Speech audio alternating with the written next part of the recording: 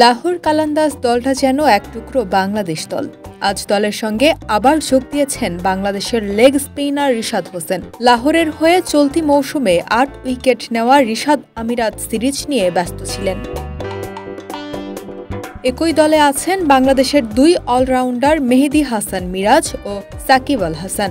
এলিমিনেটরে আজ ডেভিড ওয়ার্নারে করাচি কিংসের বিপক্ষে বাংলাদেশের ৩ ক্রিকেটারকেই লাহোরের একাদশে দেখা যেতে পারে। সাকিব গ্রুপ পর্বে পেশোয়ার জালমির বিপক্ষে ম্যাচ দিয়ে প্রায় ৬ মাস পর ক্রিকেটে ফিরছেন। সেই ম্যাচে ব্যাট হাতে প্রথম বলে আউট হয়ে গেলেও বল হাতে মন্দ করেননি। ১৩ ওভারের ম্যাচে ২ ওভারে রান দিয়েছেন ১৮, উইকেট পাননি। পেশোয়ার জালমির সঙ্গে সেই ম্যাচ জিতে প্লে অফে খেলা নিশ্চিত করে লাহোর।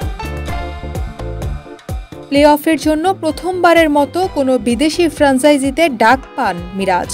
ইংল্যান্ডের বিপক্ষে টেস্টের কারণে জিম্বাবুয়ের অলরাউন্ডার সিকান্দার রাজা দল ছেড়েছেন। তার বিকল্প হিসেবেই হয়তো ডাক পড়েছে মিরাজের।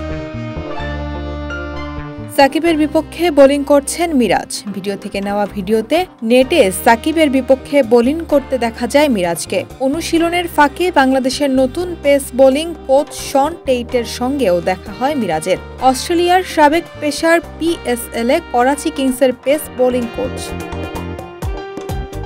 মিরাজের নিজের পরিকল্পনার কথাও জানিয়েছেন। ঠিক জায়গায় সব সময় বল করে যেতে চাই।